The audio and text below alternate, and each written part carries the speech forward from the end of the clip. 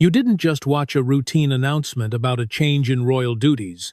You watched a 1,000-year-old system reach its ultimate breaking point. Tonight, the air in London is thick with a tension that hasn't been felt since the passing of Elizabeth II.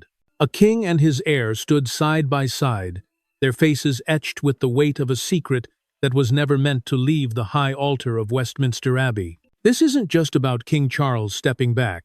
It's about an explosive leak from the coronation itself, a hidden clause, signed in the shadows, that has now forced the king's hand. For months, the palace machine tried to control reality, insisting that everything was under control, that the king was simply adjusting his schedule.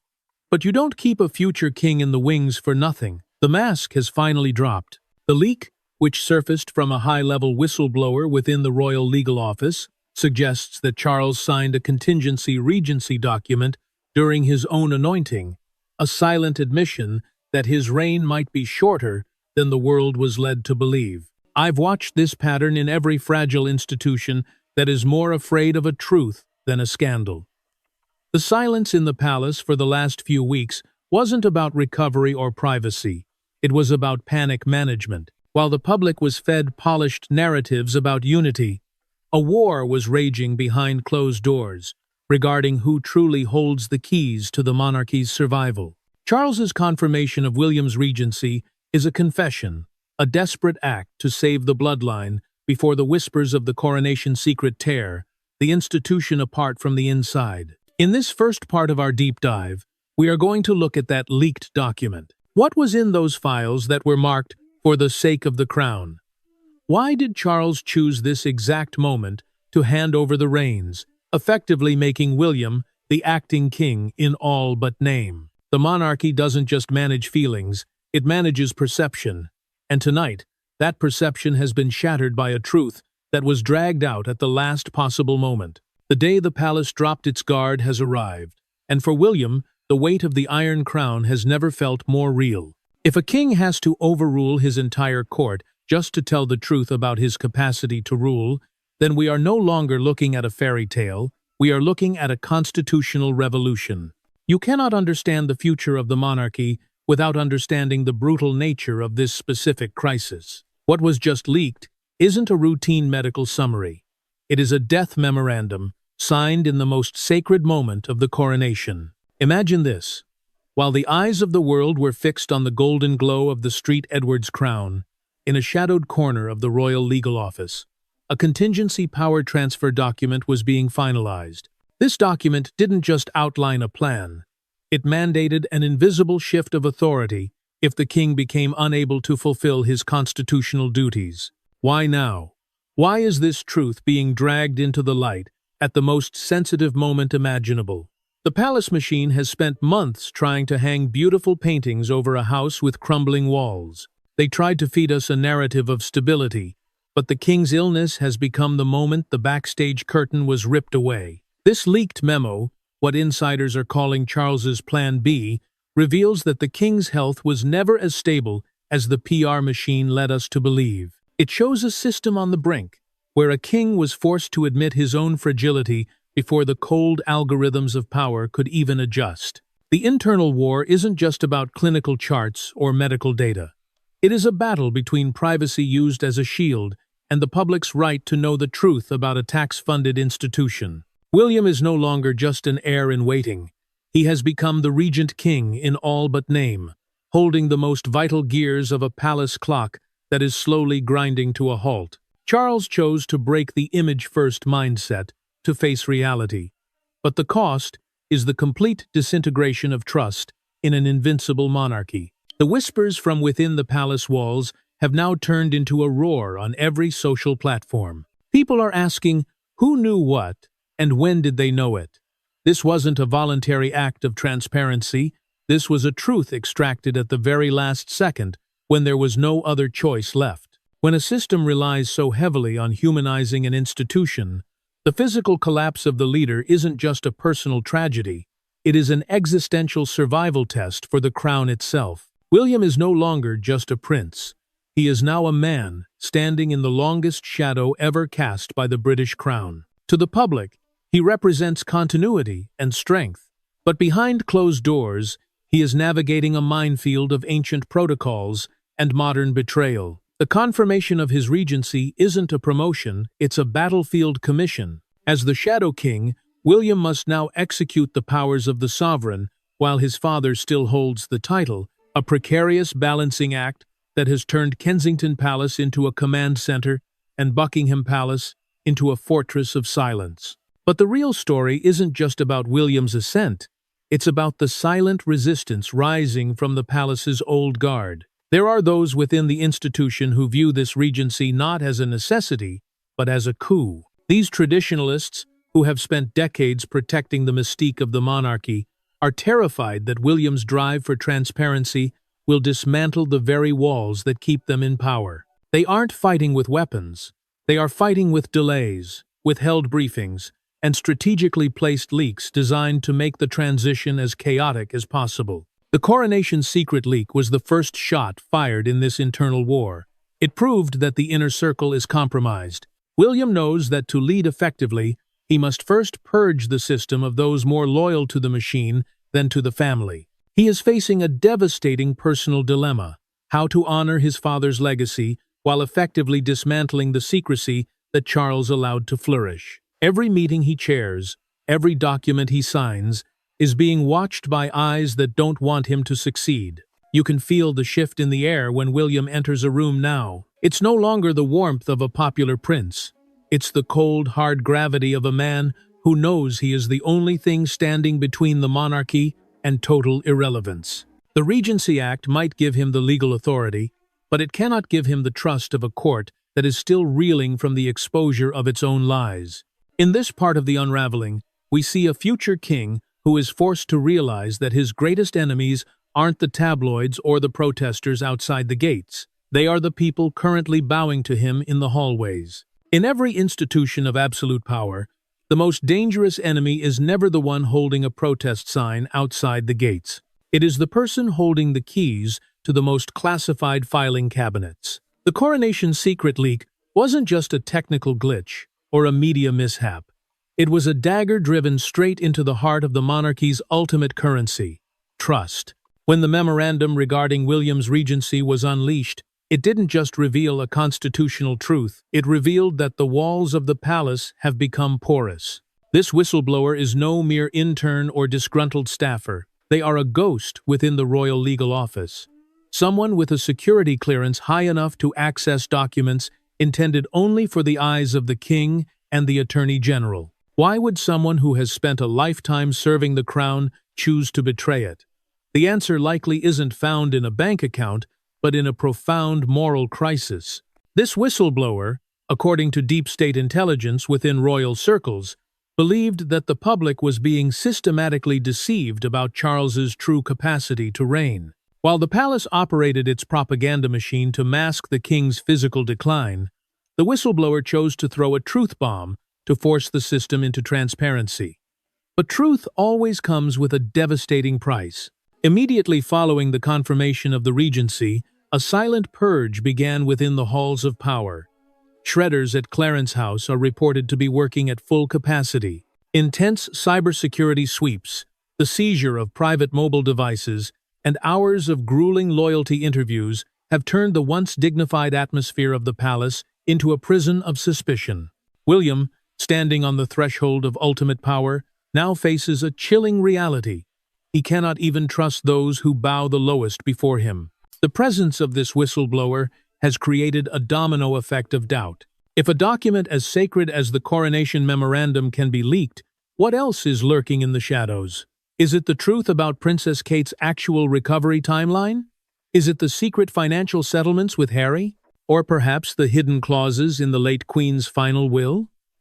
The palace is no longer just fighting to maintain the crown. They are fighting to plug a leak through which all the monarchy's divinity is slowly draining out. The ghost is still there, somewhere in the dark, and every move William makes is haunted by one terrifying question: who is going to speak next? The confrontation didn't take place in a grand ballroom or under the watchful eyes of the Privy Council. It happened in the king's private study at Windsor, a room filled with the heavy scent of old parchment and the even heavier silence of a father and son who are no longer on the same side of history. This was the moment the Regency moved from a legal draft to a devastating reality. Charles, looking more like a ghost of a sovereign than the ruler we saw at the coronation, sat behind a desk cluttered with medical reports and the very leaked memorandum that had set the world on fire. He wasn't just facing his heir, he was facing the end of his own era before it had even truly begun. William didn't come with scripts or advisors. He came with the weight of the leaked truth. According to those close to the household, the Prince of Wales was unflinching. He didn't ask for the Regency. He presented it as the only way to stop the monarchy from hemorrhaging its last drop of public trust. The leak had proven that the palace was a sieve, and William made it clear. If Charles didn't confirm the transition now, the next leak wouldn't just be about a regency, it would be about a total abdication. This wasn't a son talking to a father. It was a future king demanding the keys to a crumbling fortress. The most heart-wrenching part of this exchange was the king's realization. For Charles, the coronation was the culmination of a lifetime of waiting.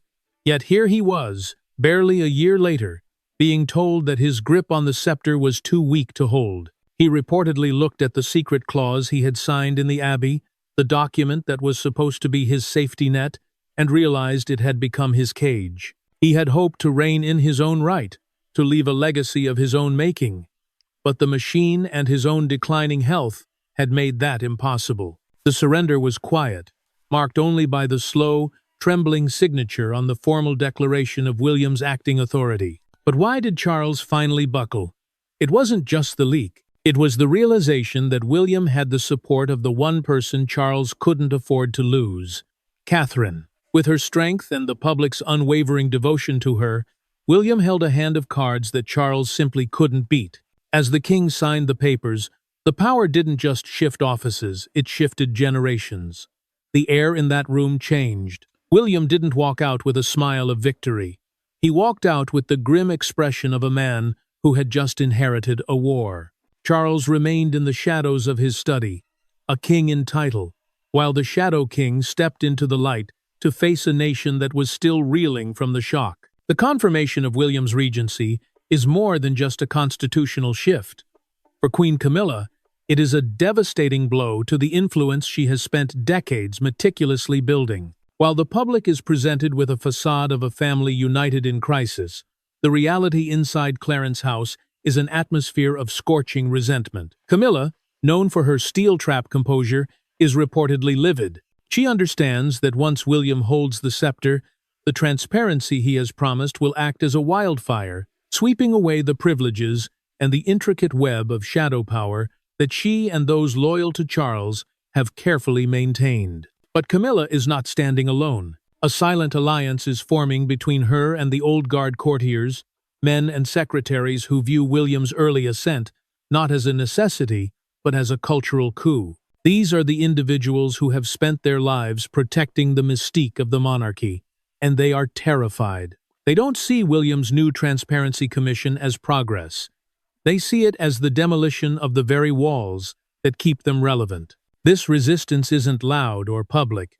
It lives in the slow walking of vital files, the distortion of briefings before they reach William's desk, and the poisonous whispers planted in the ears of the political elite.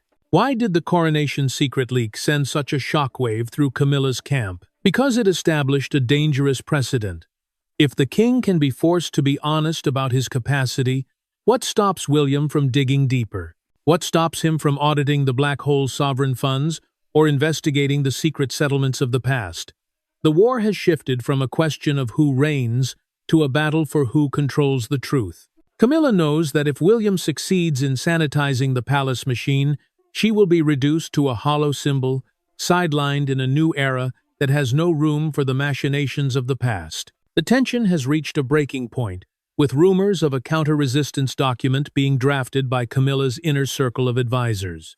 Their objective is to use the strict interpretation of the Regency Act to cage William, ensuring he cannot make systemic changes before he officially takes the throne. This is a brutal game of political chess, where loyalty is traded like currency, and the survival of the monarchy is threatened by the very people who claim to protect it. William may have his father's signature on the Regency papers, but he has yet to gain the submission of the machine that Camilla still operates from the shadows. The announcement of William's regency traveled across the Atlantic like a seismic wave, landing in Montecito not as news, but as a confirmation of Harry's deepest fears. For years, Harry has played the role of the exiled prince, shouting from the outside to be heard. But tonight, the game changed. As the Coronation Secret began to tear the palace apart, Harry wasn't just watching the headlines. He was holding a piece of the puzzle that the world hadn't seen yet. This wasn't a leaked memo from a legal office. It was a final, handwritten whisper from the only woman who ever truly balanced the crown with compassion, Queen Elizabeth II. While the palace machine was busy orchestrating William's ascent, and Camilla was fortifying her defenses, a shadow moved through the hallways of Kensington Palace.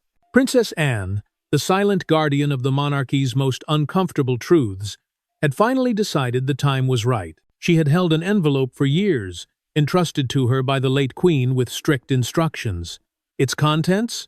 A direct validation of the internal sabotage that forced Harry and Meghan out. This wasn't just a letter of grandmotherly love. It was a sovereign's confession that her own house had been compromised by the very people sworn to protect it. When Harry opened that letter, the tears weren't for the loss of his titles, but for the realization of the lie he had been forced to live. The Queen wrote of her growing fear that the palace machinery was no longer serving the family, but destroying it from within. She mentioned internal sabotage and misleading reports fed into royal briefings, the very same tactics now being used against William and the King. For Harry, this letter turned his heartbreak into a cold, strategic resolve. He realized he wasn't just a casualty of public perception. He was a victim of a calculated institutional hit. This revelation has transformed Harry's return from a potential peace offering into a march for justice. He is no longer looking for an apology. He is looking for a reckoning. As William steps into the light of the Regency, Harry is stepping into the shadows of the truth Elizabeth left behind. The two brothers, once divided by a system that thrived on their silence, are now being drawn back together by a secret that could either save the monarchy or burn it to the ground. Harry knows that the Coronation Secret leak was just the beginning. The real explosion is the truth written in ink, hidden in a drawer, and now held in the hands of the brother they tried to erase. While the world zeroed in on the brothers and the King, Meghan Markle did the unthinkable. She vanished. No statements, no curated Instagram posts, no sightings in Montecito. This wasn't a retreat of defeat. It was a calculated disappearance that sent a fresh wave of panic through the palace. In the world of high-stakes power, silence is often louder than a scream, and Meghan's ghosting of the global media is being interpreted as the final stage of a strategic countdown. The palace machine, which spent decades trying to control her narrative, now finds itself staring into a digital and physical void that they cannot fill. The shift was sudden and surgical. Her website went dark. Her inner circle fractured into a wall of no comments, and scheduled appearances were scrubbed without explanation. But the most haunting report involves a final card, a pre-recorded video confession, reportedly stored on multiple encrypted drives across 3 continents. Insiders call it the nuclear option. If the monarchy moves to fully erase Harry's lineage, or if the silent resistance led by Camilla succeeds in caging William's regency, the drives are set to release. This isn't just gossip. The fear of what Meghan knows and what she has filmed is now a primary factor in the regency negotiations. The palace dispatched private envoys to California, not as diplomats, but as frantic intermediaries trying to intercept a storm they can no longer see. One envoy reportedly returned with a chilling summary. "It's like she's already gone, but her shadow is everywhere." This is the psychological warfare of the 21st century. By removing herself from the equation, Meghan has turned herself into an invisible threat.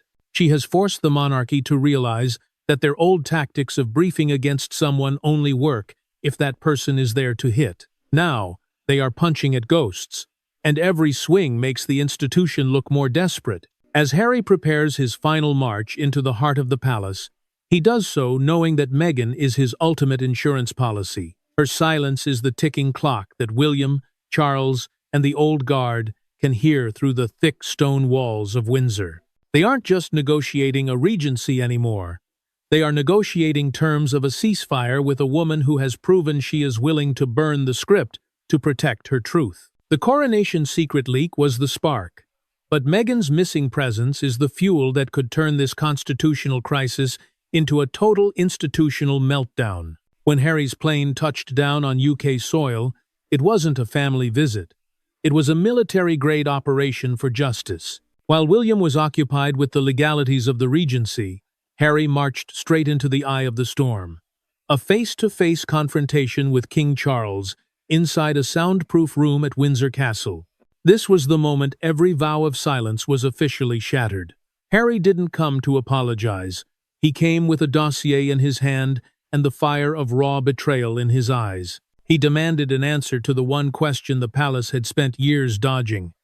Why was the legal status of Archie and Lilibet quietly altered in the shadows? According to internal sources, this conversation was stripped of all royal titles and ceremonial fluff. It was an explosion of suppressed agony. Harry placed Queen Elizabeth II's final letter on the table, the proof of internal sabotage, and challenged his father about the Coronation Secret leaked from the Abbey. He accused the palace of weaponizing his absence to systematically dismantle his children's future within the monarchy's long-term roadmap. Charles, struggling with failing health and the weight of William's ascent, was backed into a corner. He could not deny the cold, legal reality of the documents Harry presented. The betrayal here wasn't just personal, it was generational. Harry argued that if the crown could use silence to destroy its own blood, then that crown was no longer worth protecting. Charles reportedly tried to deflect, using terms like administrative adjustments and streamlining the institution, but Harry cut him off with a question that turned the room cold. Did you do this to erase them, or to erase me? Charles's subsequent silence was the most devastating answer possible. As the door shut, the king was left looking like a man who had finally realized he had traded his family's soul for a fading image of stability. But this confrontation was only the surface of a larger plan. Harry knew he couldn't win on emotion alone. He was executing Operation Mirror, a legal and media strategy designed to ensure that every move made by the old guard would be reflected and exposed to the public eye. Harry is no longer a rebellious prince. He has become a strategist, fighting for his children's legacy. As he left Windsor, the message was unmistakable. Harry's return was not about reconciliation. It was about ensuring that silence could never again be used as a weapon against his family. The sun rising over Buckingham Palace this morning does not illuminate the same institution we knew just days ago. The Coronation Secret leak has done what decades of protests and scandals could not. It has stripped the monarchy of its most guarded asset, the illusion of absolute stability. As Prince William officially assumes his role as regent, he isn't just stepping into a position of power. He is stepping into a permanent scar on the history of the British crown. The Regency isn't a victory lap.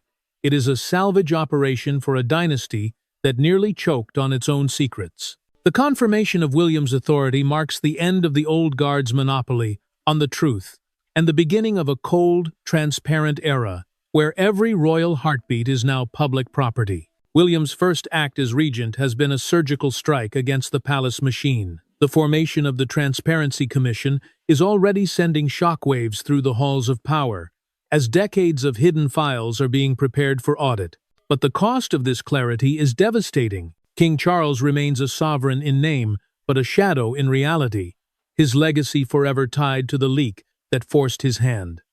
The monarchy has survived, but it has been fundamentally reset. It is no longer a mystical entity divined by God, but a modern institution now held accountable by the very people it serves. The wall between the crown and the public hasn't just been lowered, it has been demolished by a whistleblower's digital bomb. And yet, as the dust settles, the nuclear option still lingers in the air. Meghan's tactical silence and the encrypted drives scattered across the globe remain the ultimate deterrent. The palace knows that while they have managed this crisis, the war for the truth is far from over. Harry's return, backed by the late Queen's final whisper, has created a new power dynamic that William must navigate every single day. The two brothers are now the dual guardians of a fragile peace, tied together by the very secrets that once sought to destroy them. The silent resistance led by Camilla hasn't disappeared. It has simply gone underground, waiting for the next crack in the facade to reappear. Tonight, the monarchy stands at a crossroads. Will William's regency be remembered as the moment the crown was saved through honesty, or the moment it became just another government department? One thing is certain. The Coronation Secret has changed the rules of the game forever. The era of royal mysticism is dead, replaced by a raw, human reality that cannot be hidden behind gold carriages or velvet curtains. As we watch this new chapter unfold, we are left with one haunting question. If a 1,000-year-old institution can be brought to its knees by a single leaked memorandum, how much more is still hidden in the shadows, waiting for the right moment to come to light?